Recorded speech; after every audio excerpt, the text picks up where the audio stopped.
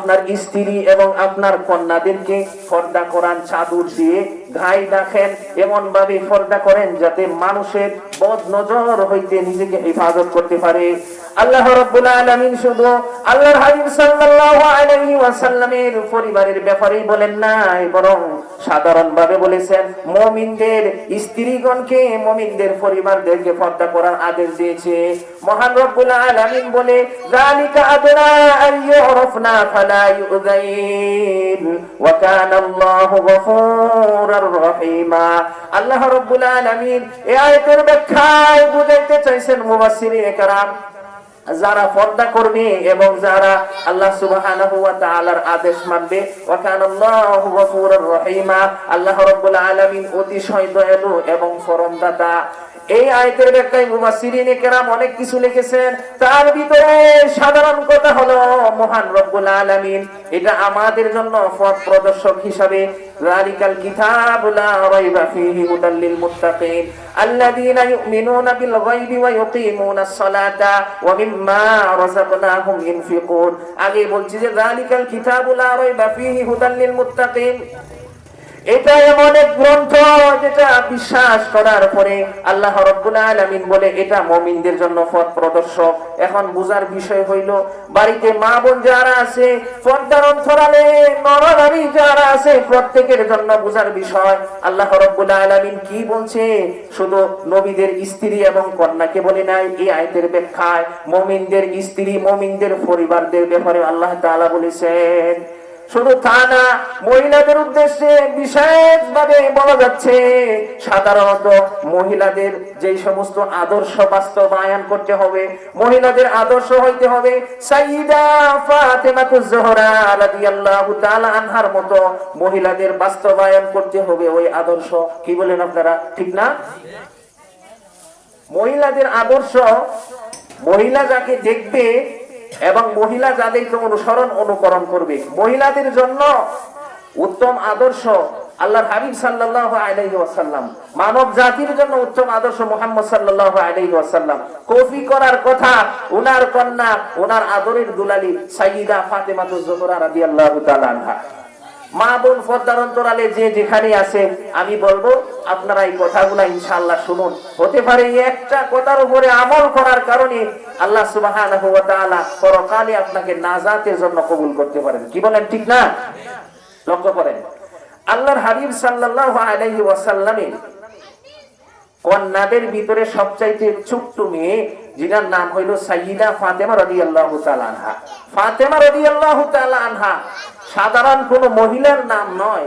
এখনকার যুগে এই সময়ে আমরা যদি সাধারণ ধনী পরিবারের সন্তান হয়, অহংকার হয় এবং নিজেকে এমন ভাবে পরিচয় দেই, সমাজে মাথা উঁচু করে যেন আমরা দাঁড়াইতে পারি। কিন্তু লক্ষ্য করুন, বিষয় হইল বুঝার ইচ্ছায় যে সাধারণত দুনিয়ার জমিনে সম্পদের মানুষ, সম্পদের মালিক হইলে মানুষে অহংকার করে, যদি টাকার মালিক হয় মানুষে নিজেকে নিয়ে গৌরব করে।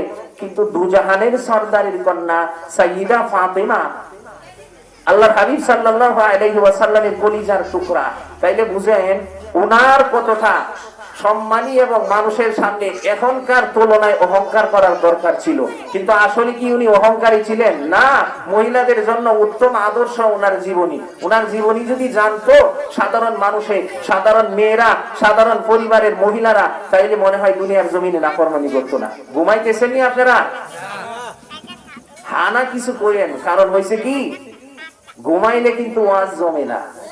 আমি তো আপনাদের বাড়ির মানুষ, এখনই যদি ঘুমায় যান, দূর থেকে যারা আসতেছে তাদের কথা তো শুনতে হবে। কি বলেন আপনারা, ঠিক না?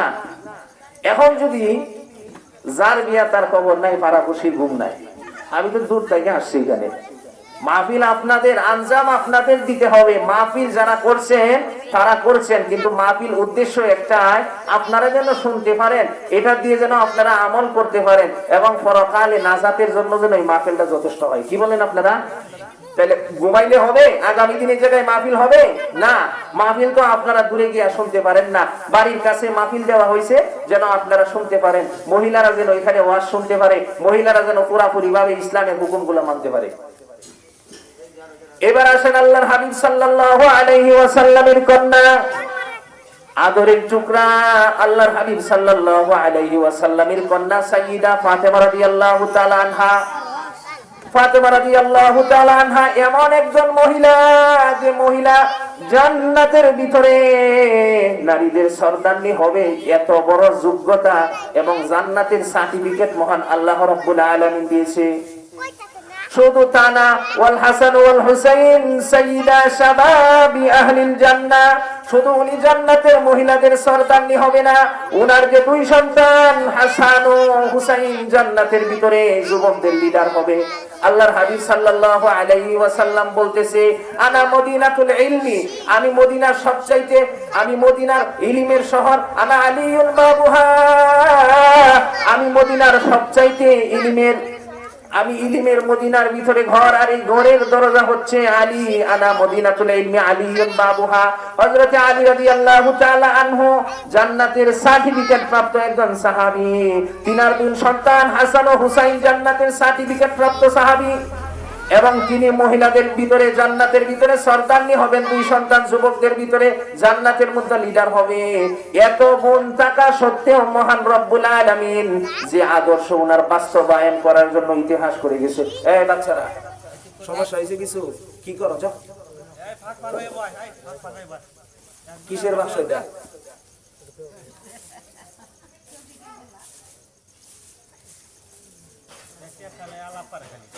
এই সাইয়্যিদা হযরতে সাইয়্যিদা ফাতেমাতুজ জোহরা রাদিয়াল্লাহু তাআলা আনহা সাধারণ মহিলার নাম নয়। লক্ষ্য করুন তিনার জীবনী কেমন হবে, যার সন্তানগুলা জান্নাতের ভিতরে যুবকদের লিডার হবে এবং তিনি নিজে জান্নাতের ভিতরে নারীদের সর্দারনি হবে। লক্ষ্য করার বিষয়, স্বামী জান্নাতের সার্টিফিকেট প্রাপ্ত, বাবা এত বড়, বাবার সম্মানের কথা যদি তুলনা করা যায়, তাহলে আল্লাহ সুবহানাহু ওয়া তাআলার পরেই যার মাকাম, অর্থাৎ আল্লাহর পরে জিনার স্থান, তিনি হলো দুজাহানের সর্দার। জিনাকে আল্লাহ তাআলা বিশেষভাবে সৃষ্টি করেছেন, ওনার সন্তান বাবা যায় কত বড় মানুষ, চিন্তা করা যায়। আমরা দুনিয়ার জমিনে দলিল দুলালি হইলে তো কথাই নাই, যদি টাকার মালিক হয় তাহলে অহংকারের কারণে আমরা হাঁটতে পারি না। কিন্তু সাইয়্যিদা ফাতেমা কেমন নারী ছিলেন, আল্লাহ রাব্বুল আলামিন তিনার আদর্শ কিভাবে বাস্তবায়ন করেছে, কিয়ামত পর্যন্ত মানুষে অনুসরণ করবে। লক্ষ্য করার বিষয় হইল, আল্লাহর হাবিব সাল্লাল্লাহু আলাইহি ওয়াসাল্লাম ইন্তেকালের কিছুদিন পরে ফাতেমা যে কেমন ছিলেন বর্ণনা দিচ্ছি। রমজান মাস, সাইয়্যিদা ফাতেমা রাদিয়াল্লাহু তাআলা আনহা রমজান মাসে সেহরি খেয়েছেন, শরীর অসুস্থ অবস্থায় জ্বর অনুভব করতেছে। হযরত আলী রাদিয়াল্লাহু তাআলা আনহু মসজিদে নববীতে গিয়েছেন নামাজ পড়ার জন্য। ফাতেমা রমজান মাস সেহরিকে নামাজের মুসল্লায় দাঁড়ায় গেছে নামাজ পড়ার জন্য, সামান্য জ্বর অনুভব করতেছে।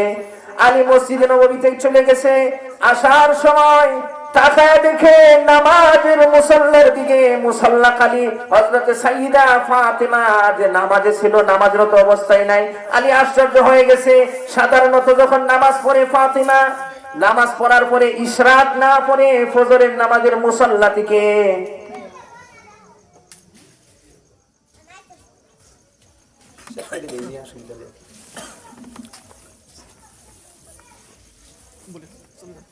চলে যান।